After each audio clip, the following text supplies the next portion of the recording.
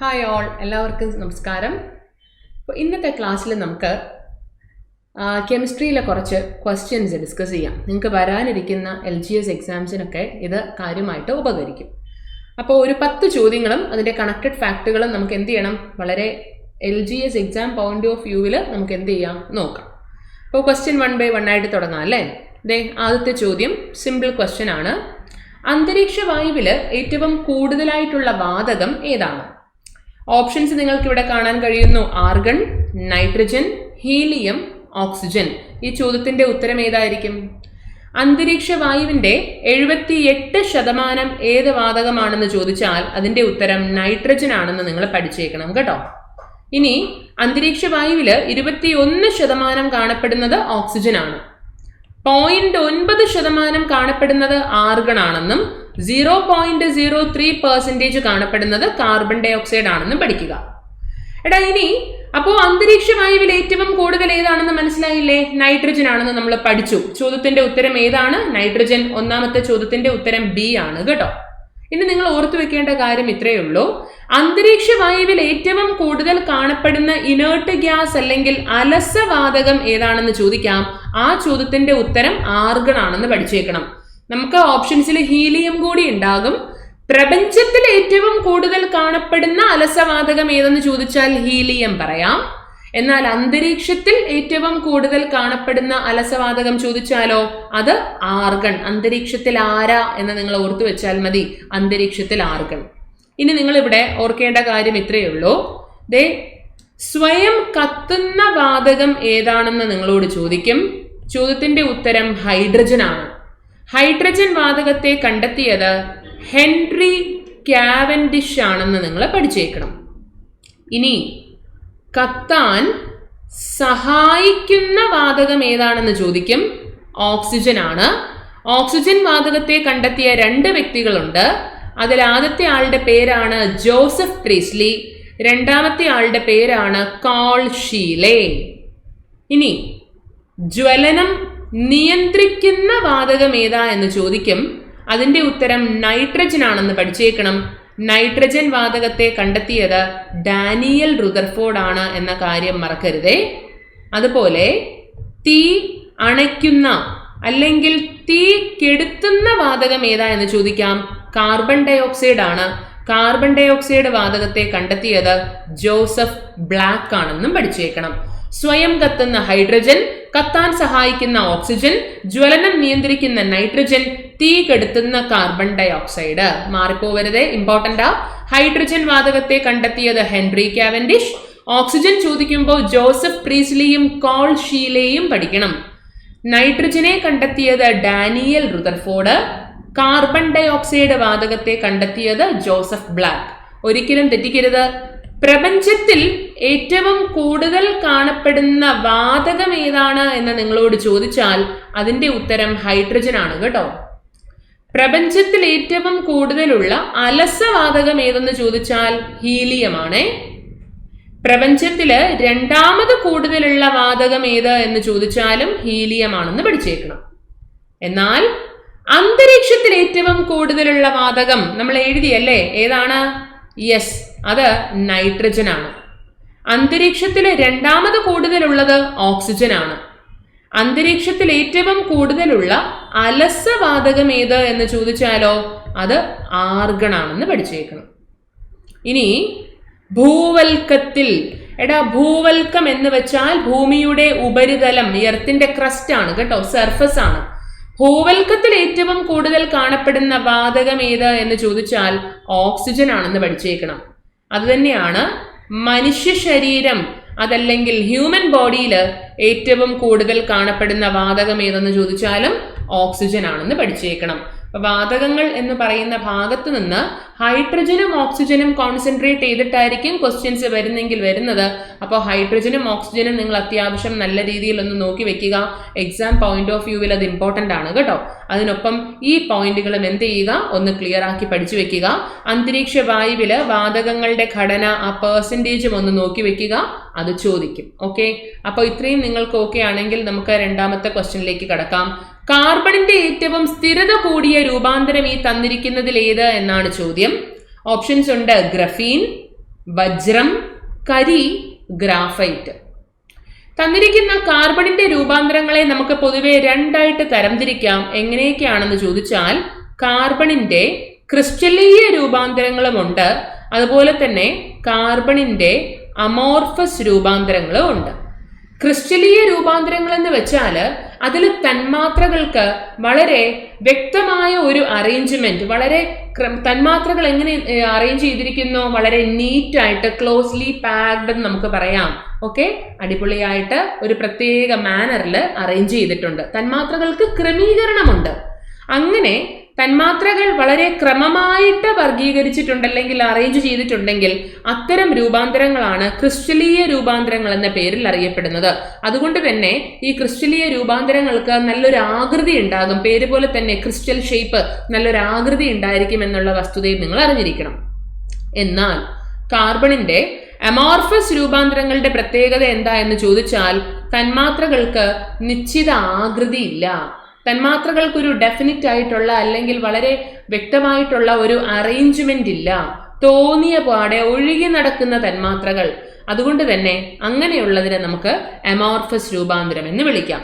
ഇപ്പോ ഗ്രഫീൻ ആയിക്കോട്ടെ, അല്ലെങ്കിൽ വജ്രമായിക്കോട്ടെ, അല്ലെങ്കിൽ ഫുള്ളറീൻ ആയിക്കോട്ടെ, കാർബൺ നാനോ ട്യൂബുകൾ ആയിക്കോട്ടെ, ഗ്രാഫൈറ്റ് ആയിക്കോട്ടെ, ഇതെല്ലാം കാർബണിന്റെ ക്രിസ്റ്റലീയ രൂപാന്തരങ്ങളാണെന്ന് പഠിക്കുക. അപ്പൊ ക്രിസ്റ്റലീയ രൂപാന്തരം എന്ന് വെച്ചാൽ തന്മാത്രകൾ വളരെ നീറ്റായിട്ട് അതിൽ അറേഞ്ച് ചെയ്തിരിക്കുന്നു, അതിന് നല്ലൊരു ഷേപ്പ് ഉണ്ട്.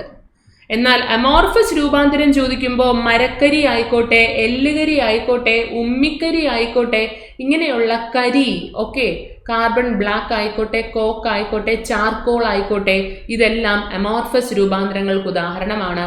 അതിനെന്തില്ല? നിശ്ചിത ആകൃതിയില്ല. ഇനി ഇവിടുന്ന് നിങ്ങൾ വളരെ ഇമ്പോർട്ടൻ്റ് ആയിട്ട് പഠിച്ചു വെക്കേണ്ട കാര്യം, കാർബണിന്റെ ഏറ്റവും കടുപ്പം കൂടിയ രൂപാന്തരം ഏതെന്ന് ചോദിക്കാം, അതല്ലെങ്കിൽ കാഠിന്യം കൂടിയ രൂപാന്തരം ഏതാ എന്ന് ചോദിക്കാം. അതിന്റെ ഉത്തരം വജ്രമാണ് കേട്ടോ. അതിപ്പോ പ്രകൃതിയാൽ കിട്ടുന്ന ധാതുക്കളിൽ ഏറ്റവും കടുപ്പം കൂടുതൽ ഏതെന്ന് ചോദിച്ചാലും, കാർബണിന്റെ തന്നെ ഏറ്റവും കടുപ്പം കൂടിയ ധാതു ഏതെന്ന് ചോദിച്ചാലും, രണ്ട് ചോദ്യങ്ങൾക്കും ഉത്തരം എന്ത് തന്നെയാണ്? വജ്രം. അതേ സ്ഥാനത്ത് കാർബണിന്റെ ഏറ്റവും സ്ഥിരത കൂടിയ രൂപാന്തരം, മോസ്റ്റ് സ്റ്റേബിൾ, ഓക്കെ, സ്റ്റേബിൾ ആയിട്ടുള്ള സ്ഥിരത കൂടിയ രൂപാന്തരം ഏതാ എന്ന് ചോദിച്ചാലോ അതിന്റെ ഉത്തരം ഗ്രാഫൈറ്റ് ആണെന്നും നിങ്ങൾ പഠിച്ചേക്കണം. ഓക്കെ, ഇനി 60 കാർബൺ ആറ്റങ്ങൾ ചേർന്നുണ്ടാകുന്ന ബോള്, ഓക്കെ, എന്ത് പേരിൽ അറിയപ്പെടുന്നു എന്ന് ചോദിക്കാം.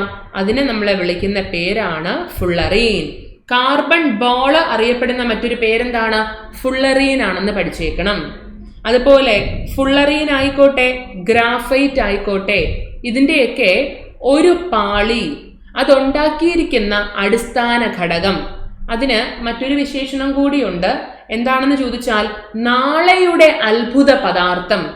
കാരണം നമുക്കറിയാം, അത്യാവശ്യം നല്ല ബലമുള്ള സ്റ്റീലില്ലേ ഉരുക്ക്, ആ സ്റ്റീലിന്റെ 250 മടങ്ങ് ബലം, വൈദ്യുതിയുടെയും താപത്തിന്റെയും നല്ല ചാലകം, നാനോ ടെക്നോളജി രംഗത്ത് ഒരുപാട് ആപ്ലിക്കേഷൻ ഉണ്ട്. ഇത്രയൊക്കെ ക്വാളിറ്റികളുള്ള കാർബണിന്റെ ആ രൂപാന്തരത്തിന്റെ പേര് നിങ്ങൾ പഠിച്ചു വെച്ചേക്കണം. ഗ്രഫീൻ ആണ്. ഗ്രഫീനെ നമ്മൾ വിളിച്ചിരിക്കുന്നത് ഇങ്ങനെയാണ്, നാളെയുടെ അത്ഭുത പദാർത്ഥം. അപ്പോൾ നാളെയുടെ അത്ഭുത പദാർത്ഥം എന്ന വിശേഷണത്തിൽ അറിയപ്പെടുന്ന കാർബണിന്റെ രൂപാന്തരം ഏതാ എന്ന് ചോദിക്കാം. ഒരു കൺഫ്യൂഷനും കൂടാതെ നിങ്ങൾ പഠിച്ചു വെച്ചേക്കണം, അത് ഗ്രഫീൻ ആണ്. അപ്പൊ കടുപ്പം കൂടിയതും സ്ഥിരത കൂടിയതും കാർബൺ ബോൾ ചോദിക്കുമ്പോഴും, നാളെയുടെ അത്ഭുത പദാർത്ഥം എന്ന പേരിൽ അറിയപ്പെടുന്നത് ചോദിക്കുമ്പോഴും മാറിപ്പോവാതെ പഠിച്ചു വെച്ചേക്കണം. ഇനി നിങ്ങൾ ഇതിൽ ഓർക്കേണ്ട കാര്യം, വജ്രത്തിന്റെ ഒരു പോയിന്റ് ആണ്. വജ്രത്തിന്റെ പ്രത്യേകത എന്താ എന്ന് ചോദിച്ചാൽ അത് താപത്തെ കടത്തിവിടും. താപത്തിന്റെ നല്ലൊരു ചാലകമാണ്, നല്ലൊരു ഹീറ്റ് കണ്ടക്ടർ ആണ്. അതേ സ്ഥാനത്ത് എന്ത് ചെയ്യുന്നില്ല? വൈദ്യുതി കടത്തിവിടുന്നില്ല. ഒരു തരത്തിലും ഇലക്ട്രിക് കണ്ടക്ടറായിട്ട് അത് ബിഹേവ് ചെയ്യുന്നില്ല. വൈദ്യുതി എന്ത് ചെയ്യുന്നില്ല? കടത്തിവിടുന്നില്ല. അപ്പൊ താപത്തെ നന്നായി കടത്തിവിടുന്നു, എന്നാൽ വൈദ്യുതി കടത്തിവിടുന്നില്ല. അതേ സ്ഥാനത്ത് ഗ്രാഫൈറ്റിന്റെ പ്രത്യേകത ചോദിച്ചാൽ അവൻ എന്താണ്? നല്ലൊരു വൈദ്യുത ചാലകമാണെന്ന് പഠിച്ചു വെക്കാം. ഓക്കെ, വജ്രം എന്താണ്? നല്ല താപചാലകമാണ്, വൈദ്യുതി കടത്തിവിടുന്നില്ല. എന്നാൽ ഗ്രാഫൈറ്റ് വൈദ്യുതിയുടെ നല്ല ചാലകമാണെന്ന് പഠിച്ചേക്കണം. ഖരരൂപത്തിലുള്ള സ്നേഹകം സോളിഡ് ലൂബ്രിക്കന്റ് ഏതാ എന്ന് ചോദിക്കാം. ഖരാവസ്ഥയിലിരിക്കുന്ന സ്നേഹകം അല്ലെങ്കിൽ ലൂബ്രിക്കന്റ് ഏതാ എന്ന് ചോദിക്കാം. അത് ചോദിക്കുമ്പോഴും നിങ്ങൾക്ക് എന്തുത്തരം തന്നെ പറയാം അല്ലെങ്കിൽ പഠിക്കാം, ഗ്രാഫൈറ്റ്. അപ്പോൾ ഇത്രയും വസ്തുതകൾ എന്ത് ചെയ്യുക, മാറിപ്പോവാതെ ഒന്ന് പഠിച്ചു വെച്ചേക്കണം കേട്ടോ. അടുത്തത് ചോദ്യം നമ്പർ 3 ഇങ്ങനെയാണ്. ആസിഡ് കാർബണേറ്റുമായി പ്രവർത്തിച്ചുണ്ടാകുന്ന വാതകം താഴെ തന്നിരിക്കുന്നതിൽ ഏത്? Chlorine, hydrogen, carbon dioxide, oxygen.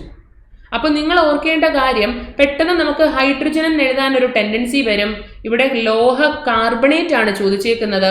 ഈ ചോദ്യത്തിന്റെ ഉത്തരം സി, കാർബൺ ഡയോക്സൈഡ് ആണെന്ന് നിങ്ങൾ പഠിച്ചു വെച്ചേക്കണം. അതിനു മുമ്പ് ഇതൊന്ന് മാർക്ക് ചെയ്തോട്ടെ.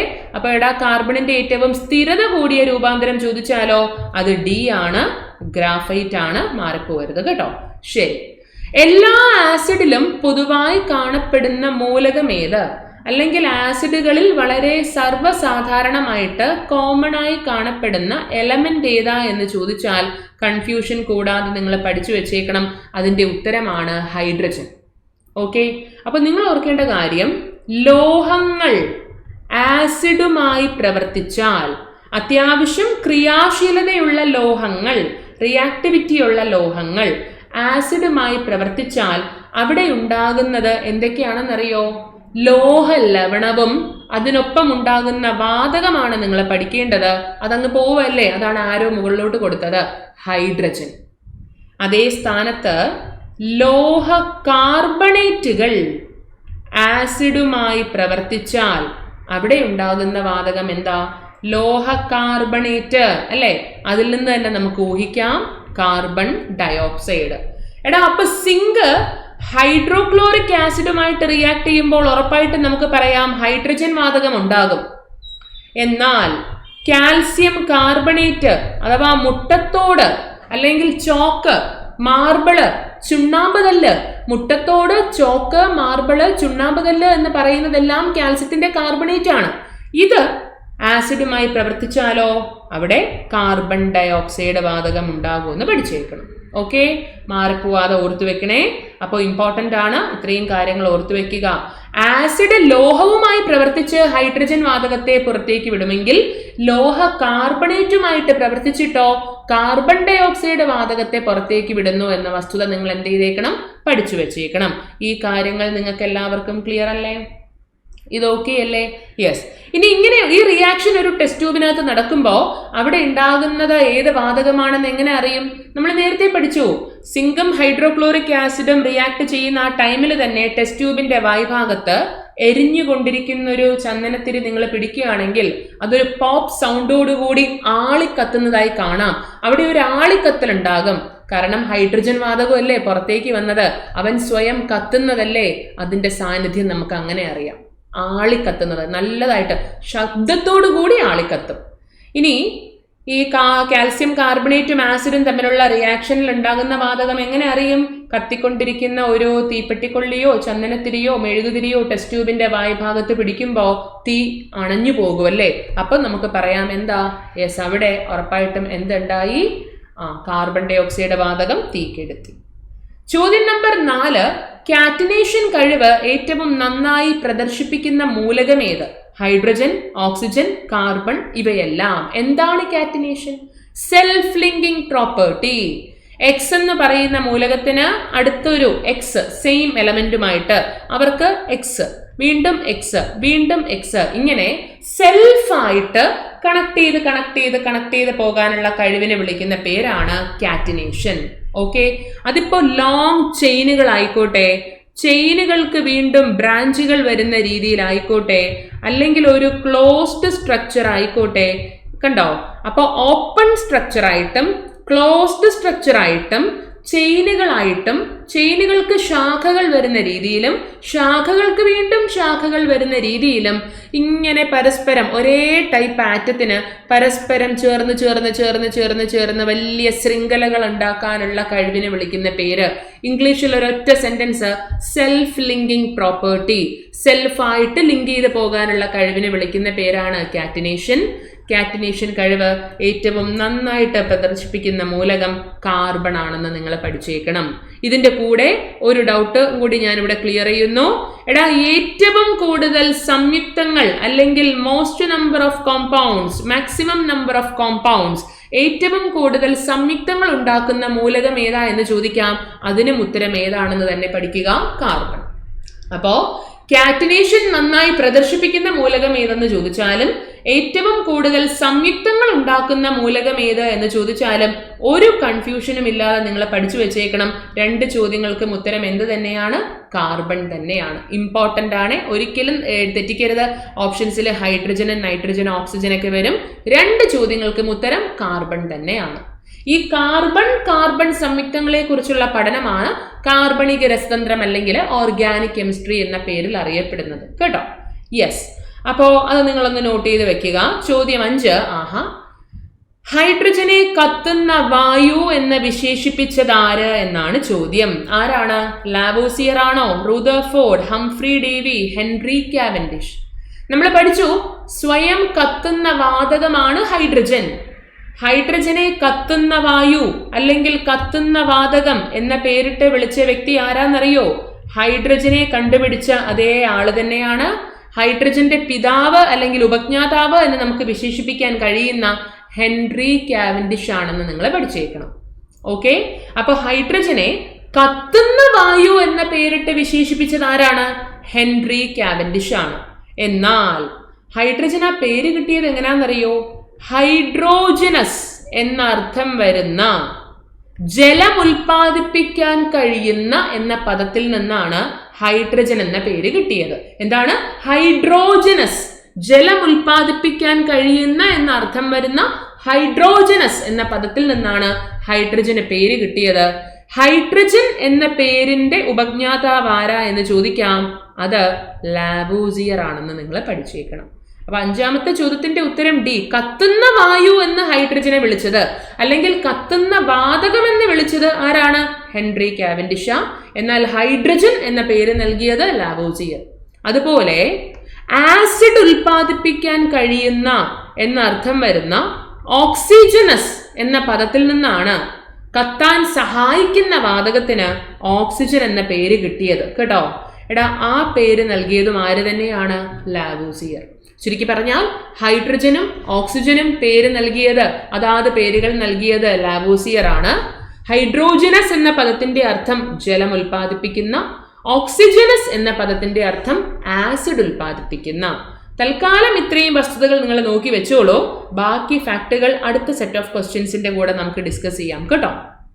യെസ്, ക്ലോറിൻ വാതകം കണ്ടെത്തിയത് ആര് എന്നാണ് ചോദ്യം. അപ്പൊ ക്ലോറിൻ വാതകത്തെ കുറിച്ച് ചോദിക്കുവാണെങ്കിൽ നമുക്ക് ഒരുപാട് തവണ PYQ ആയിട്ട് വന്നിട്ടുള്ളത് ഇങ്ങനെയാണ്: നീന്തൽ കുളങ്ങൾ അണുവിമുക്തമാക്കാൻ ഉപയോഗിക്കുന്ന വാതകം ഏതാണ്? അപ്പോൾ നമ്മൾ പറയും അതിന്റെ ഉത്തരം എന്താ? യെസ്, അത് ക്ലോറിൻ ആണ്.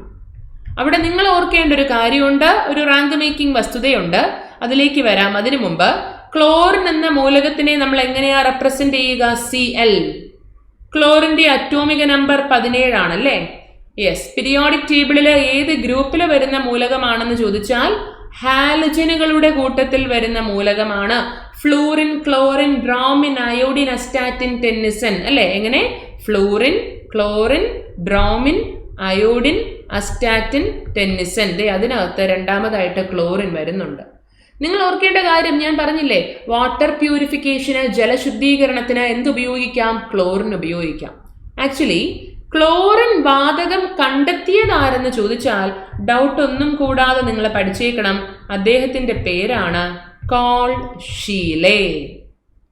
എന്നാൽ ഇദ്ദേഹം ഈ വാതകം കണ്ടെത്തിയെങ്കിലും അത് ക്ലോറിൻ ആണെന്ന് അദ്ദേഹം തിരിച്ചറിഞ്ഞിരുന്നില്ല.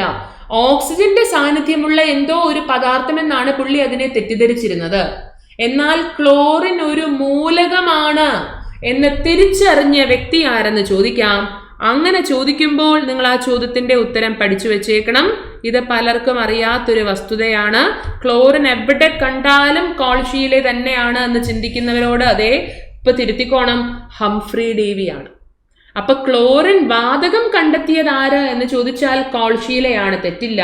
എന്നാൽ എലമെന്റൽ ക്ലോറിൻ, ക്ലോറിൻ എന്ന മൂലകം, അതൊരു പുതിയ മൂലകമായി അതിനെ കണ്ടെത്തിയത് അല്ലെങ്കിൽ ക്ലോറിൻ എന്ന മൂലകത്തെ തിരിച്ചറിഞ്ഞ വ്യക്തി ആര് എന്ന് ചോദിക്കാം. അതിനെയാണ് എലമെന്റൽ ക്ലോറിൻ കണ്ടെത്തിയത് എന്ന് ചോദിക്കുന്നത് ഹംഫ്രി ഡേവി ആണെന്ന് നിങ്ങൾ പഠിച്ചേക്കണം. അപ്പോൾ ഇത് തമ്മിൽ മാറിപ്പോവരുതേ. കോൾഷീലയും ഹംഫ്രി ഡേവിയും ഓപ്ഷൻസിൽ തന്നാൽ നമ്മൾ പെട്ടുപോകും. അപ്പം ബാധകമാണോ അല്ലെങ്കിൽ എലമെന്റൽ ക്ലോറിൻ, ക്ലോറിൻ എന്ന മൂലകം എന്ന രീതിയിലാണോ ക്വസ്റ്റ്യൻ ചോദിക്കുന്നത് എന്ന് നിങ്ങൾ എന്ത് ചെയ്യുക, ഒന്ന് ശ്രദ്ധിക്കുക. അപ്പോ ആറാമത്തെ ചോദ്യത്തിന് ഉത്തരം വാതകം കണ്ടെത്തിയത് ആര് എന്നാണ് ചോദ്യം. നമുക്ക് ധൈര്യമായിട്ട് പറയാം, ആറാമത്തെ ചോദ്യത്തിന്റെ ഉത്തരം ബി ആണ്, അല്ലെ? എടാ, നൈട്രജന്റെ ഉൽപാദന പ്രക്രിയ താഴെ തന്നിരിക്കുന്നതിൽ ഏതാണ്? ഓപ്ഷൻസ് ഉണ്ട്. ബോഷ് പ്രക്രിയ, പിന്നെ സ്വേദനം, ഓസ്റ്റ്വാൾഡ് പ്രക്രിയ, ദ്രവീകരിച്ച വായുവിന്റെ അംശിക സ്വേദനം. നമുക്ക് ഉറപ്പിക്കാം, ബോഷ് പ്രക്രിയയിലൂടെ ഉണ്ടാക്കിയെടുക്കുന്നത് ഹൈഡ്രജൻ ആണല്ലേ. ഇപ്പോ ഉപ്പ് വെള്ളത്തിൽ നിന്നും ഉപ്പിനെയും വെള്ളത്തെയും സെപ്പറേറ്റ് ചെയ്യണം, അല്ലെങ്കിൽ ഉപ്പ് വെള്ളത്തിൽ നിന്ന് ഉപ്പിനെയും വെള്ളത്തെയും വേർതിരിക്കണമെങ്കിൽ നമുക്ക് സ്വേദനം എന്ന മാർഗം യൂസ് ചെയ്യാം. എല്ലാവരും ഈ ഒരു ചോദ്യം വരുമ്പോൾ പെട്ടെന്ന് എടുത്തു ചാടി കൊടുക്കുന്ന ഉത്തരവാണ് ഓസ്റ്റ്വാൾഡ് പ്രക്രിയ. തെറ്റ്, മാർക്ക് പോവും. ഓസ്റ്റ്വാൾഡ് പ്രക്രിയ എന്ന് പറയുന്നത് നൈട്രിക് ആസിഡിന്റെ നിർമ്മാണ പ്രക്രിയയാണെന്ന് നിങ്ങൾ പഠിച്ചു വെച്ചേക്കണം. ക്വസ്റ്റ്യനിൽ നൈട്രിക് ആസിഡ് അല്ല ചോദിച്ചേക്കുന്നത്, നൈട്രജന്റെ ഉൽപാദന പ്രക്രിയയാണ്. ഈ നൈട്രജൻ എവിടെയാ കാണുന്നത്? അന്തരീക്ഷ വായുവിലല്ലേ. അന്തരീക്ഷ വായുവിലെ പല ഘടകങ്ങളിൽ ഒരെണ്ണമാണ് നൈട്രജൻ. ഏറ്റവും കൂടിയ അളവിൽ അന്തരീക്ഷ വായുവിൽ നൈട്രജൻ അടങ്ങിയിരിക്കുന്നു എന്ന് പറയുന്ന വസ്തുത ശരി തന്നെയാണ്, സമ്മതിച്ചു. പക്ഷെ അത് വാതകാവസ്ഥയിലാ കാണപ്പെടുന്നത്, അല്ലേ? അപ്പൊ നമ്മൾ എന്തു ചെയ്യണം എന്നറിയോ? ആദ്യം ഈ അന്തരീക്ഷ വായുവിനെ എന്താക്കണം? ഉന്നത മർദ്ദത്തിലും ഹൈ പ്രഷറിലും താഴ്ന്ന താപനിലയിലും ലോ ടെമ്പറേച്ചറിലും, high pressure low temperature condition നോക്കി വെച്ചേക്കണേ.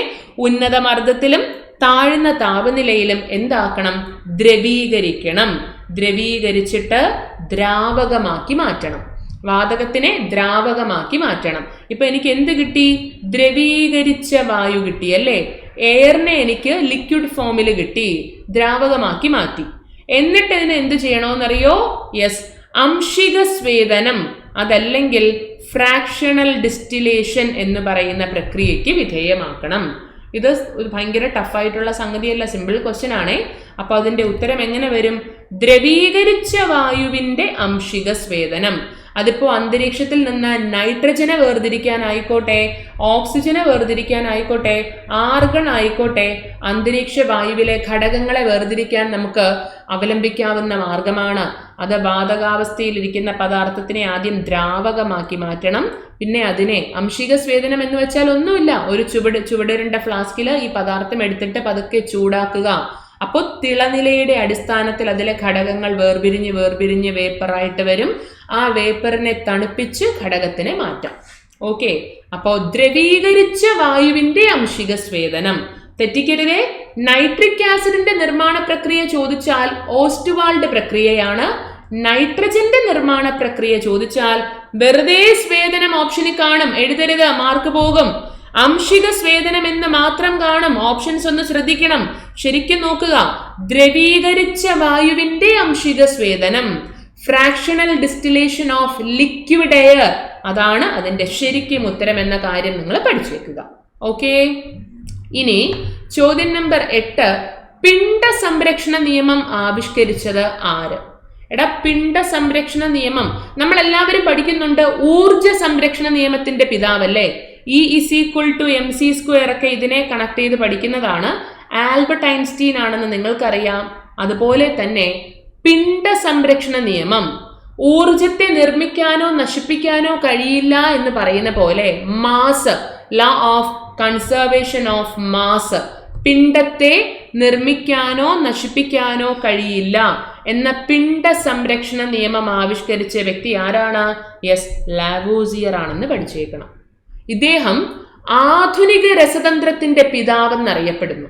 ഓക്കെ, അപ്പോ ആധുനിക രസതന്ത്രത്തിന്റെ പിതാവെന്നറിയപ്പെടുന്ന ഹൈഡ്രജനും ഓക്സിജനും പേര് നൽകിയ മൂലകങ്ങളെ ആദ്യമായിട്ട് വർഗീകരിച്ച ലാവോസിയർ ആണ് എന്ത് ചെയ്തത്? പിണ്ഡ സംരക്ഷണ നിയമം, അതല്ലെങ്കിൽ law of conservation of mass propose ചെയ്തതെന്ന് പഠിച്ചു വെക്കുക. പിണ്ഡ സംരക്ഷണ നിയമത്തിന്റെ പിതാവ് ആരാണ്? യെസ്, അത് ലാവോസിയർ ആണ് എന്ന വസ്തുത ഒരിക്കലും മാറിപ്പോവാതെ പഠിച്ചു വെച്ചേക്കണം, ഇമ്പോർട്ടൻ്റ് ആണ്. യെസ്, ക്ലിയർ അല്ലേ? അപ്പോൾ ഇതിനെ കണക്ട് ചെയ്യുന്ന വേറെ കുറച്ച് കാര്യങ്ങളുണ്ട്. അതിലോട്ട് പോകുന്നതിന് മുമ്പ് 3 കാര്യങ്ങൾ ഓർത്തോളൂ. രസതന്ത്രത്തിന്റെ പിതാവ് ആരെന്ന് ചോദിച്ചാൽ അത് റോബർട്ട് ബോയിൽ ആണ് കേട്ടോ, ഫാദർ ഓഫ് കെമിസ്ട്രി. ആധുനിക രസതന്ത്രം അല്ലെങ്കിൽ മോഡേൺ കെമിസ്ട്രിയുടെ പിതാവ് ആരെന്ന് ചോദിച്ചാൽ ലാവോസിയർ ആണ് കേട്ടോ. അതുപോലെ ഇന്ത്യൻ കെമിസ്ട്രി അല്ലെങ്കിൽ ഇന്ത്യൻ രസതന്ത്രത്തിന്റെ പിതാവ് ആരെന്ന് ചോദിച്ചാൽ ആചാര്യ പ്രഫുല്ലചന്ദ്ര റേ, PC റേ ആണെന്ന് നിങ്ങൾ പഠിച്ചു വെച്ചേക്കണം. ഇന്നത്തെ കെമിസ്ട്രി പണ്ടുകാലത്തെ ആൽക്കമി അല്ലായിരുന്നോ? ഇന്നത്തെ കെമിസ്ട്രികൾ പണ്ടുകാലത്തെ ആൽക്കമിസ്റ്റുകളല്ലേ? അപ്പോ ആൽക്കമിയുടെ പിതാവ്, ആദ്യകാല രസതന്ത്രത്തിന്റെ പിതാവ് ആരെന്ന് ചോദിച്ചാൽ ജാബിർ ഹയാൻ ആണെന്നും പഠിക്കുക. മാറിപ്പോവരുതേ, ഇത്രയും ഞാൻ പറഞ്ഞുള്ളൂ. രസതന്ത്രത്തിന്റെ പിതാവ് റോബർട്ട് ബോയിൽ, ആധുനിക രസതന്ത്രത്തിന്റെ പിതാവെന്ന് കേരള PSC ചോദിച്ചാൽ ലാവോസിയർ, ഇന്ത്യൻ രസതന്ത്രത്തിന്റെ പിതാവ് പ്രഫുല്ലചന്ദ്ര റേ. അങ്ങനെയാണെങ്കിൽ ആദ്യകാല രസതന്ത്രം ആൽക്കമിയുടെ പിതാവ് ജാബിർ ഹയാൻ. ഊർജ സംരക്ഷണ നിയമം ന്യൂട്ടൺ ആണെങ്കിൽ പിണ്ഡ സംരക്ഷണ നിയമം ലാവോസിയർ ആണെന്ന വസ്തുതയും നിങ്ങൾ മറക്കരുത്. ചോദ്യം നമ്പർ 9, സൂര്യനിൽ നിന്ന് വരുന്ന UV കിരണങ്ങളെ തടഞ്ഞു നിർത്തുന്ന പാളി താഴെ തന്നിരിക്കുന്നതിലേത്? Exosphere, tropopause, ozone, ionosphere. ഇത് നിങ്ങൾ സൗരയൂഥം പഠിക്കുന്ന കൂട്ടത്തിൽ ഫിസിക്സിൽ പഠിക്കുന്ന ഭാഗമാണ്, ഭൂമിയുടെ അന്തരീക്ഷ ഘടന പഠിക്കുമ്പോൾ. അതുകൂടാതെ ജോഗ്രഫിയിലും പഠിക്കുന്നുണ്ടല്ലേ? അപ്പൊ നിങ്ങൾക്ക് ഇത് ഡബിൾ സ്ട്രോങ് ആയിട്ടുള്ള ഒരു ഏരിയ ആണെന്ന് ഞാൻ വിശ്വസിക്കുന്നു. ഉത്തരം എന്താ? എല്ലാവരും ഈ ചോദ്യങ്ങളുടെയൊക്കെ ഉത്തരം ക്വസ്റ്റ്യൻ നമ്പർ ഇട്ട് നമ്മുടെ കമന്റ് ബോക്സിൽ കമന്റ് ചെയ്യണേ. ഓക്കെ, പിന്നെ ഞാൻ ഈ പറയുന്നത് നമുക്ക് സമയക്കുറവ് കാരണമാണ് ഞാൻ കണക്റ്റഡ് പോയിന്റ്സ് ഒന്ന് ലിമിറ്റ് ചെയ്യുന്നത്. അടുത്ത സെറ്റ് ഓഫ് ക്വസ്റ്റ്യൻസിൽ പുതിയ ഫാക്റ്റുകൾ നമ്മൾ ഉൾപ്പെടുത്തും. നിങ്ങൾക്ക് കിട്ടുന്ന കണക്റ്റഡ് പോയിന്റ്സും കൂടി എന്ത് ചെയ്യുക? കമന്റ് ചെയ്യുക. നമ്മുടെ ക്ലാസ് കാണുന്ന ലേണേഴ്സ് മറ്റുള്ളവർക്ക് എന്ത് ചെയ്യാം? മാക്സിമം ഉപയോഗപ്പെടുത്താൻ പറ്റുന്ന പോയിന്റുകൾ ഉണ്ടെങ്കിൽ അവർ പഠിക്കട്ടെ കേട്ടോ. യെസ്, അപ്പോൾ സൂര്യനിൽ നിന്ന് വരുന്ന UV കിരണങ്ങളെ തടഞ്ഞു നിർത്തുന്നത് ശരിക്കും ഓസോൺ പാളിയാണെന്ന് നമുക്കറിയാം. ഈ ഓസോൺ പാളി കാണപ്പെടുന്ന അന്തരീക്ഷ മണ്ഡലം ഏതാണെന്ന് ചോദിച്ചാലോ സ്ട്രാറ്റോസ്ഫിയർ ആണെന്ന് പഠിക്കണം. ഇവിടെ നിങ്ങൾ ഓർത്തു വെക്കേണ്ട ഒരു പോയിന്റ് ഉണ്ട്. ഓസോൺ തന്മാത്രയിലെ ആറ്റങ്ങളുടെ എണ്ണം ചോദിച്ചാൽ 3 ആണെന്നറിയാം, O3 അല്ലെ? എടാ, ഓസോൺ വാതകം കണ്ടെത്തിയതാരെന്ന് നിങ്ങളോട് ചോദിക്കും. അത് ക്രിസ്ത്യൻ ഷോൺബീൻ ആണ് എന്ന കാര്യം മാറിപ്പോവാതെ പഠിക്കണം. എന്നാൽ സ്ട്രാറ്റോസ്ഫിയറിലെ ഓസോൺ പാളി കണ്ടെത്തിയതാരെന്ന് ചോദിച്ചാലോ 2 വ്യക്തികളാണ്. ആദ്യത്തെ ആളുടെ പേരാണ് ചാൾസ് ഫാബ്രി, രണ്ടാമത്തെ ആളുടെ പേരാണ് ഹെൻറി ബ്യൂയിസൺ. മാറിപ്പോവരുതേ, ഞാൻ പറഞ്ഞത് ഇത്രയേ ഉള്ളൂ. ഓസോൺ വാതകം കണ്ടെത്തിയതാരാണ്? ക്രിസ്ത്യൻ ഷോൺബേൻ ആണ്. ഓസോൺ പാളി കണ്ടെത്തിയതോ, സ്ട്രാറ്റോസ്ഫിയറിലെ ഈ ഒരു ലെയർ കണ്ടെത്തിയത് ചാൾസ് ഫാബ്രിയും ഹെൻറി ബ്യൂയിസണും. നമ്മൾ വാട്ടർ പ്യൂരിഫിക്കേഷന് ക്ലോറിൻ ഉപയോഗിക്കുന്നു എന്ന് പറയുന്ന പോലെ, ബ്ലീച്ചിങ് പൗഡർ ഉപയോഗിക്കുന്നു എന്ന് പറയുന്ന പോലെ, പൊട്ടാസ്യം പെർമാംഗനേറ്റ് ഉപയോഗിക്കുന്നു എന്ന് പറയുന്നത് പോലെ ജലം ശുദ്ധീകരിക്കാൻ ഉപയോഗിക്കാവുന്ന ഒരു വാതകം അല്ലെങ്കിൽ ഓക്സിജന്റെ രൂപാന്തരം ഏതാ എന്ന് ചോദിക്കാം. അതാണ് ഓസോൺ. സാനിറ്ററി വാട്ടർ പ്യൂരിഫിക്കേഷന് ഏതുപയോഗിക്കുന്നുണ്ട്? ഓസോൺ ഉപയോഗിക്കുന്നുണ്ട് എന്ന കാര്യം നിങ്ങൾ മറക്കരുത്. 9ാമത്തെ ചോദ്യത്തിന്റെ ഉത്തരം C ആണ്. ഓക്കെ, അപ്പോൾ സൂര്യനിൽ നിന്ന് വരുന്ന മാരകമായ UV കിരണങ്ങളെ സ്ട്രാറ്റോസ്ഫിയറിലെ ഈ ഓസോൺ പാളി ഇങ്ങ് ആഗിരണം ചെയ്തിട്ട് എന്താക്കി മാറ്റും? ഓക്സിജൻ ആക്കി മാറ്റും. അങ്ങനെയാണ് ഈ മാരകം, എന്നാലും ഭൂമിയിൽ എത്തുന്നുണ്ടല്ലേ, എന്നാലും അത് മുഴുവനും എത്താതെ നമ്മളെ പ്രൊട്ടക്ട് ചെയ്യുന്നത് ഈ പാളിയാ. അപ്പൊ അതിലെ വിള്ളല് വരാതെ അതിനെ സംരക്ഷിക്കേണ്ടത് നമ്മുടെ ഉത്തരവാദിത്തമല്ലേ? അതാണ്. അപ്പോ ചോദ്യം നമ്പർ 10, ഏറ്റവും സാന്ദ്രത കൂടിയ അലോഹം ഇതിലേത്? Chlorine, argon, iodine, hydrogen. പെട്ടെന്ന് നിങ്ങൾ നോക്കുമ്പോൾ നമ്മൾ ഉത്തരം ഇതിലില്ലല്ലോ എന്ന് ചിന്തിക്കും. ബട്ട് ക്വസ്റ്റ്യൻ അലോഹമാണ്. എടാ, ഭാരം ഏറ്റവും കൂടിയ അല്ലെങ്കിൽ സാന്ദ്രത ഏറ്റവും കൂടിയ ലോഹമാണ് ചോദിക്കുന്നതെങ്കിൽ നിങ്ങൾക്ക് ധൈര്യമായിട്ട് ഉത്തരം പറയാം ഓസ്മിയം. അതുപോലെ ഭാരവും സാന്ദ്രതയും കുറഞ്ഞ ലോഹം ഏത് എന്ന് ചോദിച്ചാൽ നിങ്ങൾക്ക് ഉത്തരം പറയാം ലിഥിയം. എന്നാൽ നമ്മുടെ ക്വസ്റ്റ്യനില് സാന്ദ്രത ഏറ്റവും കൂടിയ അലോഹം ഏത് എന്നാണ് ചോദിച്ചേക്കുന്നത്. ചോദ്യത്തിന്റെ ഉത്തരം അയോഡിൻ ആണെന്ന് പഠിച്ചേക്കണം. 10ാമത്തെ ചോദ്യത്തിന്റെ ഉത്തരം സി ആണ് കേട്ടോ. അപ്പൊ സാന്ദ്രത ആയിക്കോട്ടെ ഭാരമായിക്കോട്ടെ ഇത് രണ്ടും കുറഞ്ഞ അലോഹം ഏതാ എന്ന് ചോദിക്കാം. ഏതാ? ഭാരം ഏറ്റവും കുറഞ്ഞ ആറ്റം ഏതോ, ഭാരം ഏറ്റവും കുറഞ്ഞ മൂലകം ഏതോ, ഭാരം ഏറ്റവും കുറഞ്ഞ വാതകം ഏതാണോ അത് തന്നെയാണ്. അവനൊരു അലോഹമാണ്. ആരാണ്? ഹൈഡ്രജൻ ആണെന്ന് പഠിക്കുക. അപ്പൊ മാറിപ്പോവരുതേ. ഭാരവും സാന്ദ്രതയും ഏറ്റവും കൂടിയ ലോഹം ഏത് എന്ന് ചോദിച്ചാൽ ഓസ്മിയമാണ്. ഭാരവും സാന്ദ്രതയും ഏറ്റവും കുറഞ്ഞ ലോഹം ഏത് എന്ന് ചോദിച്ചാൽ ലിഥിയം. ഇത് ലോഹങ്ങളാണ്. എന്നാൽ ഇതേ സംഗതി നോക്കണ്ടോ, സാന്ദ്രത ഏറ്റവും കൂടിയ അലോഹം ചോദിക്കുമ്പോൾ അയോഡിൻ ആണെന്നും കുറഞ്ഞ അലോഹം ചോദിച്ചാൽ അത് ഹൈഡ്രജൻ ആണെന്നും പഠിച്ചേക്കണം. അപ്പോൾ ഇത്രയും കാര്യങ്ങൾ നിങ്ങളൊന്ന് നോക്കി വെച്ചിട്ട് വരൂ. നമുക്ക് അടുത്ത ക്ലാസ്സിൽ കൂടുതൽ ചോദ്യങ്ങളും കണക്റ്റഡ് ഫാക്ടുകളുമായിട്ട് വീണ്ടും കണ്ടുമുട്ടാം. Thank you. ബൈ.